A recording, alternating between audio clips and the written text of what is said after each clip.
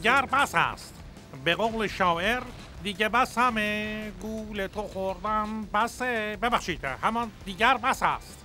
تقلید از فیلم‌های هالیوودی دیگر کافی است. همانطور که مقام عظمای ولایت افاضه کردند.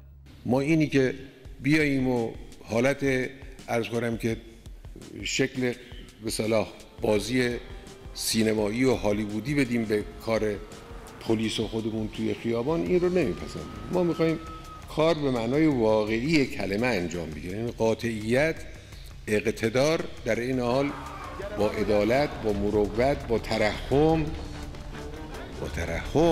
یک جاهایی بایستی با ترحم همراه باشه. آری، اکنون فیلمسازان ملتزم قلبی و عروقی به ولایت تصمیم گرفتند قدم در ژانر رئالیسم جادویی بگذارند، البته با پای چپ، و شانس خود را در عرصه فیلم‌های مستند امتحان کنند. این شما و این فیلم حجت الاسلام آچار فرانسه، کاری از گروه بسیج راهیان راهیان زور. کارگردان در سکانس اول فیلم یقه بیننده را میگیرد و با خود به یک کلاس فیلمسازی در پایگاه بسیج میبرد. فیلم مستند صدای خارج از تصویر داریم، مثل صدای مصاحبه کننده یا گفتار متن که بهش میگن نریشن. در ادامه کارگردان با استفاده از صنعت برش‌های موازی بین دو اثر مطرح سینمای دفاع مقدس، یعنی روایت فتح و راز بقا، رابطه برقرار می کند. میگید نه؟ خودتون تماشا کنید.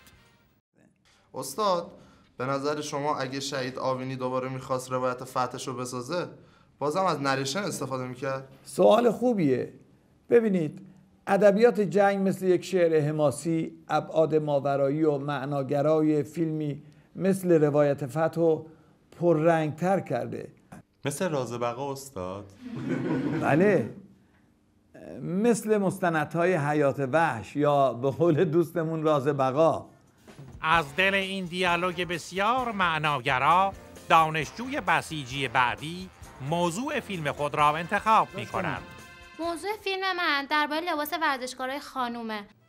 حالا رابطه بین روایت فتح آوینی و راز بقا و لباس ورزشی در نظام یک طرف، یک معمای اورژانس این است که چرا در نمای نزدیک یک دختر بسیجی کنار این یکی نشسته، ولی وقتی دوربین باز می شود می بینیم که اون دختره در واقع یک پسر بسیجی بوده. ولش کن، بریم سراغ سرمایه های نظام.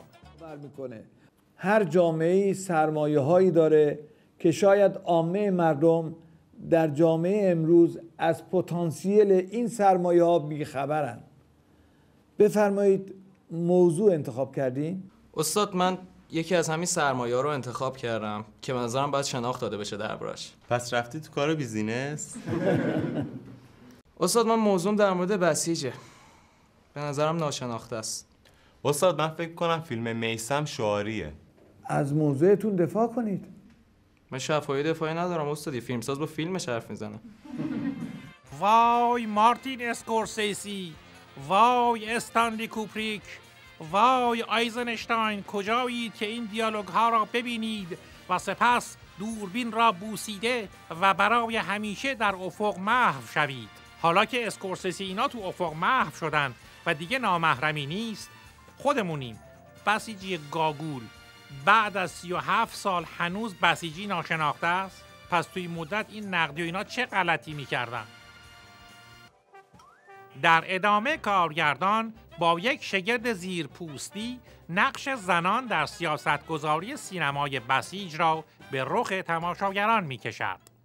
جدا این پروژه از رو دوستی با من برداشتی، هرچی خانم بگه است.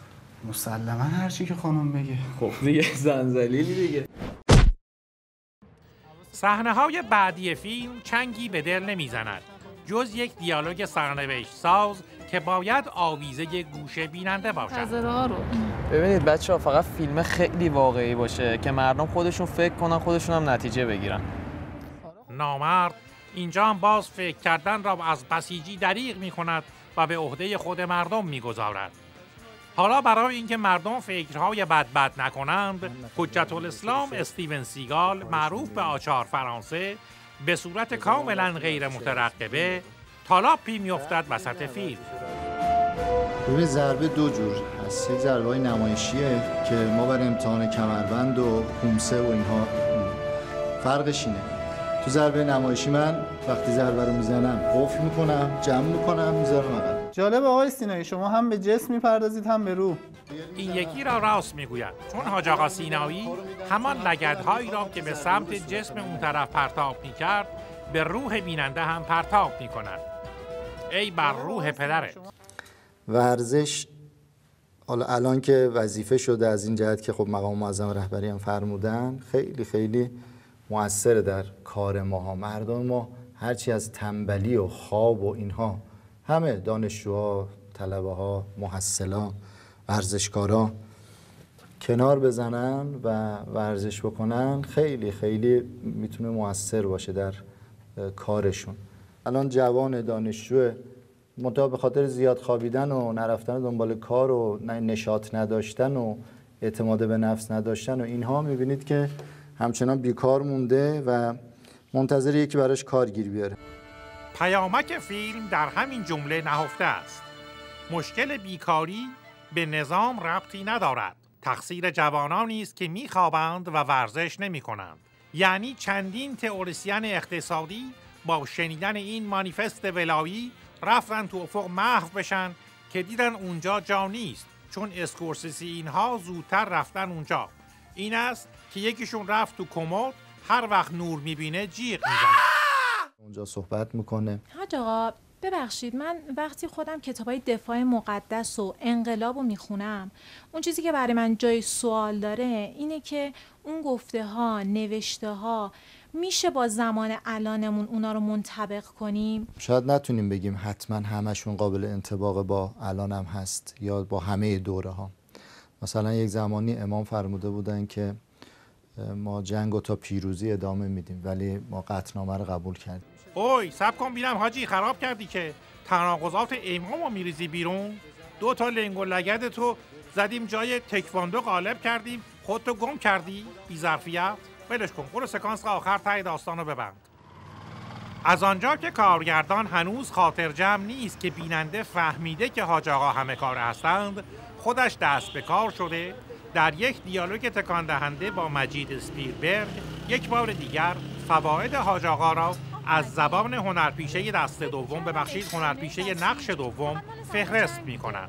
آقا مجید، آخه مگه میشه یه نفر هم روحانی باشه، امام جماعت محل باشه، فرمانده بسیج باشه، خطات و خوشنویس باشه، هنرمند باشه، ورزشکار، اونم تازه چی رزمیکار، مگه همه اینا توی یه نفر جمع میشه؟ چرا که نه؟ ما تو بسیج نمونه حاج آقا خیلی داریم. حتی خیلی از آدمای خوبی هستن که دارن تو بسیج فعالیت میکنن و کار میکنن، اما دوست ندارن که تصویرشون جلوی دوربین بیاد یا شناخته بشن. اصلا بسیج یعنی همین آدم‌ها، یعنی آدم‌های خوبی که دور همدیگه جمع شدن و دارن برای رضای خدا کار میکنن. وای خدای من، با این جمله تاریخ سینما ورق خورد.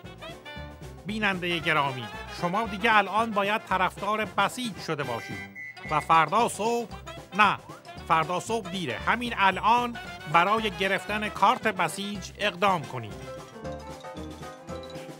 از آنجا که از قدیم گفتند پیشگیری از درمان بهتر است، از همه بینندگان گرام درخواست می‌کنیم که درودهای خالصانه خود را نثار ارواح والدین و فک و فامیل و به خصوص عمه خانم محترم کارگردان کنند. خدا اموات شما را هم بیامرزد.